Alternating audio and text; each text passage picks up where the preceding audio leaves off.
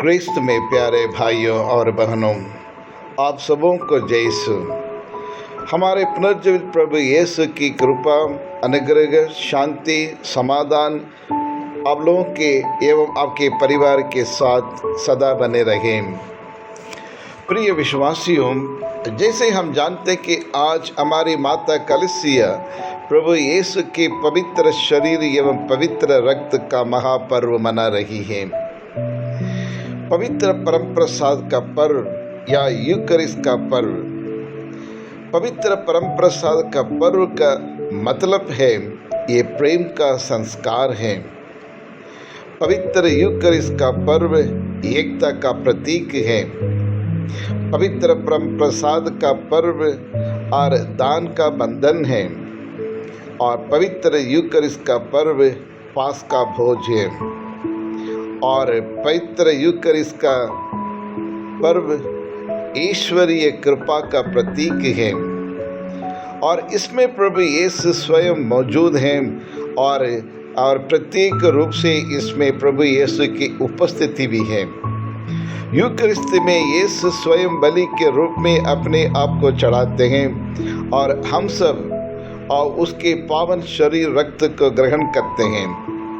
इसी वजह से लगातार कलीसिया आगे बढ़ती जा रही है और आज ये कलीसिया जीवित है क्योंकि ये कलीसिया के केंद्र है और ये परम यूकरिस्त। पवित्र यूकरिस्त हमारे प्रभु यीशु के मृत्यु एवं पुनरुत्थान का प्रतीक है। इसमें क्रूस का बलिदान हर दिन होता रहता है। पवित्र यूकरिस्त क्रिस्तीय जीवन का केंद्र है। पवित्र यूकरिस्त क्रिस्तीय जीवन का स्रोत है और पवित्र यूकरिस्त हमारे क्रिस्तीय जीवन का स्रोत एवं केंद्र है और इसलिए और इस पवित्र प्रसाद में, पवित्र यूकरिस्त में पवित्र भोज यानी कम्युनियन और इसमें ईश्वर की उपस्थिति, हिज प्रेजेंस इज देयर। प्रिय विश्वासियों, पवित्र यूकरिस्त क्या है? पवित्र यूकरिस्त का मतलब है पवित्र बलिदान, पवित्र भोज और प्रभु की उपस्थिति है। प्रभु यीशु अपने आप को क्रूस पर बलि चढ़ाकर हमारे लिए बलिदान भोज बन गए हैं और आज वह और इस परम प्रसाद में मौजूद हैं, उपस्थित हैं। प्रिय विश्वासियों, जैसे हम जानते हैं कि हर धर्म में ईश्वर के लिए कई प्रकार की बलि चढ़ाया जाता है। विश्व का पहला बलिदान में रक्त बहाया गया था। जी हाँ, क्रिस्त में प्यारे भाई और बहनों, आबेल और काइन का बलिदान लड़ाई में शुरू हुआ था। हमारे भारत देश में भी भगवान को और यज्ञ के द्वारा बलि चढ़ाया जाता था। बकरा, बकरी या बैल और मुर्गा और मुर्गी आदि उसको बलि में चढ़ाए जाते थे। इस्लाम धर्म में भी इब्राहिम अपने बेटे इस्माइल को ईश्वर के लिए बलि चढ़ाया। आज वह बकरीद के नाम पर माना जाता है और मनाया जाता है। इसी प्रकार हर धर्म में ईश्वर के लिए बलिदान चढ़ाया जाता। उसी प्रकार यहूदियों के धर्म में भी अनेक बलि चढ़ाया गया था। अब्राहम अपने एकमात्र पुत्र ईसा को बलि चढ़ाने और तैयार था। उत्पत्ति ग्रंथ अध्याय 22 पद संख्या 2 से 10 में हमें ये देखने को मिलता है। लेवी ग्रंथ अध्याय 9 में भी हम इस प्रकार हम पढ़ते हैं, इज़राइली लोगों को मिस्र देश से छुड़ाकर और उनमें से 12 ट्राइब्स को उन्हें चुना, याजक के रूप में नियुक्त किया गया ताकि यहोवा की बलि चढ़ा सके और उनमें से प्रमुख याजक था आरोन, जिसके द्वारा 5 प्रकार की बलि चढ़ाई जाती थी। नंबर 1 प्रायश्चित बलि, होम बलि, शांति बलि, अन्न बलि और क्षतिपूर्ति की बलि।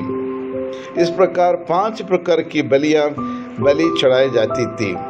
इसके अलावा यहूदी लोग 3 प्रकार का बलि भी चढ़ाते थे। निर्गमन ग्रंथ अध्याय 24 पद संख्या 3 से 8 में हम देखने को मिलता है पास का बलि, विधान का बलि और प्रायश्चित बलि। आज का सुसमाचार पास का बलि के बारे में बतलाता है। प्रभु यीशु ने अनेक प्रकार के चमत्कार किए, लेकिन उनमें से मात्र 2 चमत्कार बहुत इम्पोर्टेंट था।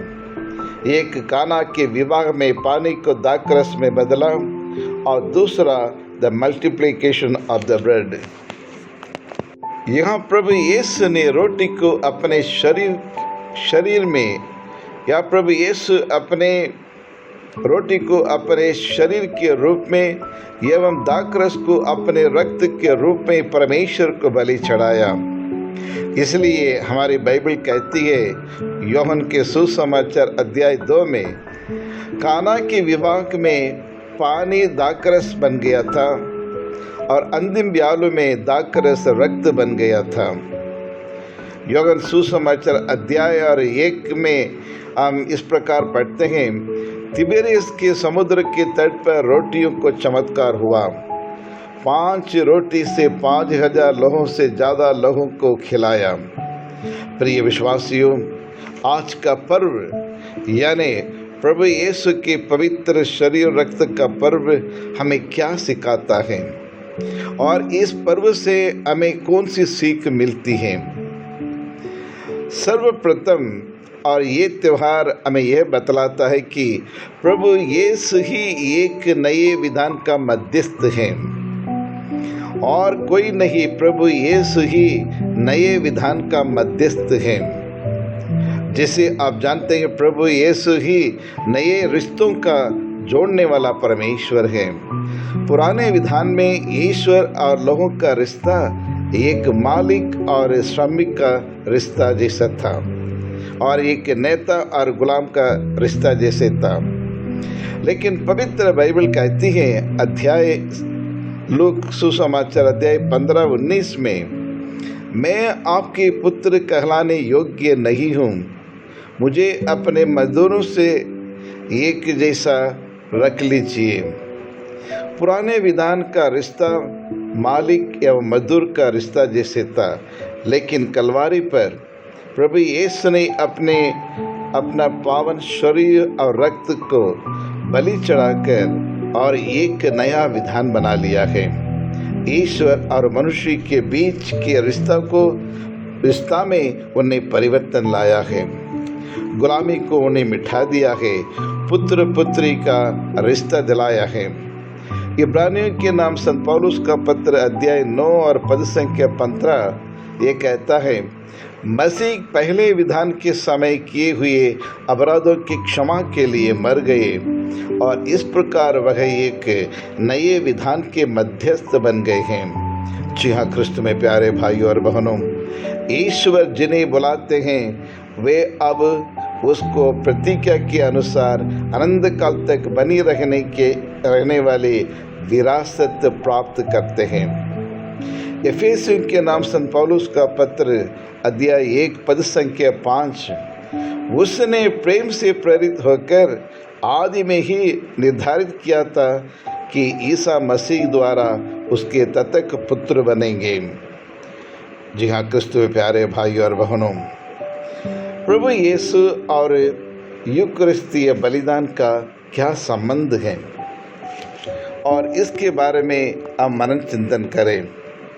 प्रभु यीशु को अच्छी तरह से मालूम था और प्रभु यीशु को अच्छी तरह से जानते थे कि मानव जाति की मुक्ति के लिए और अपने आप को कलवारी वेदी पर बलि चढ़ाना पड़ेगा और ईश्वर की मुक्ति योजनाओं को पूरा करना पड़ेगा और उसके लिए अपने पूरे शरीर और रक्त को बलि के रूप में चढ़ाना पड़ेगा। और इसलिए लूकस के सुसमाचार अध्याय 11 और पद संख्या 50, इसलिए संसार के आरंभ से ही जितने नबियों का रक्त बहाया गया है। और संत लूकस का सुसमाचार अध्याय 13 और 33 में कहते हैं, आज और कल और परसों मुझे यात्रा करनी है, क्योंकि यह हो नहीं सकता कि कोई नबी यरूशलेम के बाहर मरे। जी हाँ क्रिस्त में प्यारे भाई और बहनों, कहने का तात्पर्य यह है कि प्रभु यीशु पहले से जानता था कि उन्हें यरूशलेम में रक्त बगाना पड़ेगा। जिस प्रकार नबी इस्यास ने कहा था, इस्यास का ग्रंथ 42 और 1 से 4 में, और ये कहते हैं he will be a suffering servant. और ऐसा यह ग्रंथ 53 और 4 के अनुसार प्रभु यीशु जानते थे वह हमारे ही रोगों को अपने ऊपर लेना पड़ेगा और हमारे ही दुखों से लदाना पड़ेगा। और नए विधान में यूहन्ना बैप्टिस्ट प्रभु यीशु को देखकर कहा, देखो ईश्वर का मेमना जो संसार के पाप करता है। पास्का का मेमना के समान प्रभु यीशु क्रिस्त कलवारी वेदी पर अपने आप को बलि चढ़ाते हैं।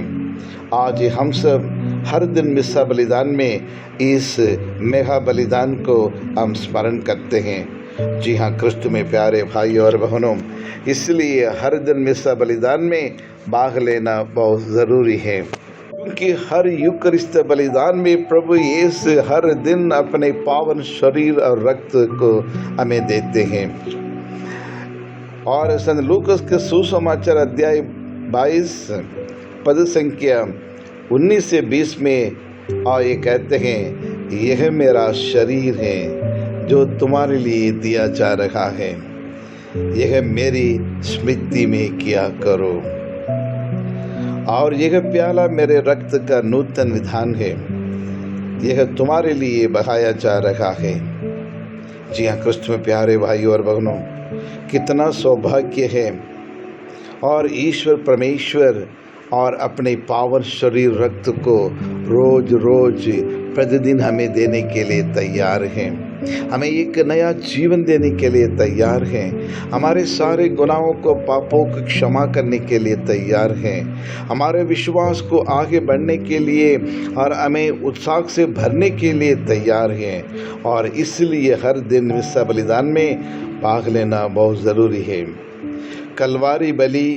कलवारी बलि ही यूकरिस्ती बलि है, इसलिए हर मिस्सा बलिदान में इस प्रकार हम प्रार्थना हम करते हैं। जी हाँ क्रिस्त में प्यारे भाई और बहनों, और यूकरिस्त की चुनौतियाँ क्या हैं?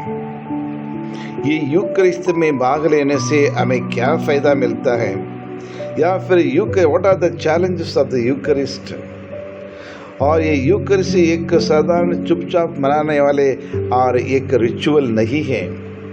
और जब हम मिस्सा बलिदान चढ़ाते हैं, मिस्सा बलिदान में भाग लेते हैं, ईश्वर हमारे सामने कई प्रकार के सवाल खड़ा कर देते हैं, या यूकरिस्त कई प्रकार की चुनौतियों को हमारे सामने पेश करता है।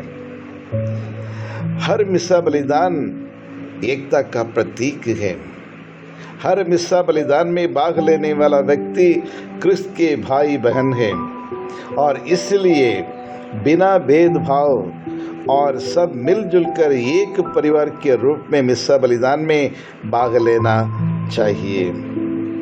हर यूकरिस्ती बलिदान हमें शांति का दूत बनने के लिए निमंत्रण देता है। चाहे और ऑफिस जहां आप कार्यरत हैं, या परिवार क्यों ना हो, पैरिश क्यों ना हो, सोसाइटी क्यों ना हो, देश क्यों ना हो, जहाँ भी हम कार्यरत हैं वहाँ हमें शांति का दूत बनना पड़ेगा, शांति का वाहक बनना पड़ेगा। और तीसरा, हर यूकरिस्त बलिदान हमें यह दिलाता है कि हम अपने परिवार के लिए, समाज के लिए, देश के लोगों के उद्धार के लिए काम करना पड़ेगा, और उनके बीच में ईश्वर के राज्य का स्थापना करना पड़ेगा। और चौथा, हर यूकरिस्ती बलिदान रिश्तों का संगम है, जिसमें नाना प्रकार के लोग और अनेक प्रकार की जाति के लोग, वर्ग के लोग आपसी प्रेम एवं एकता के साथ भाग लेना पड़ता है। आपस में कोई भेदभाव, कोई पक्षपात नहीं होना चाहिए। और क्रिस्तीय धर्म में ना कोई ऊंचा है, ना कोई छोटा है, ना कोई पढ़े लिखे हैं या कोई अनपढ़ है, कोई गरीब अमीर नहीं है। एक ही विश्वास, एक ही पास्का, एक ही बलिदान और एक ही परमेश्वर है। और पांचवा, हर यूकरिस्त बलिदान ईश्वर के मुक्ति कार्य को आगे बढ़ाने के लिए प्रेरणा देता है। और यूकरिस्त बलिदान हमें पापों से मुक्त होने के लिए कहता है और दूसरों से मेल मिलाप करने के लिए हमें आदेश देता है। जी हाँ क्रिस्त में प्यारे भाई और बहनों, हर मिस्सा बलिदान में भाग लेते समय प्रभु यीशु की पवित्र शरीर और रक्त को ग्रहण करते वक्त हम न सिर्फ हमारे आध्यात्मिक और एक भोजन बन जाता है और बल्कि अपने हर प्रकार के रोगों से हमें चंगाई भी हमें दिलाता है। और इसलिए इस मिस्सा बलिदान में और सही योग्य रीति से उसमें भाग लेकर और ईश्वर की पवित्र शरीर और रक्त को हमें ग्रहण करना चाहिए। यीशु की पवित्र लहू हमारे सारे पापों को मिटा देता है। यीशु की पवित्र और घाव और हमें चंगाई प्रदान करता है।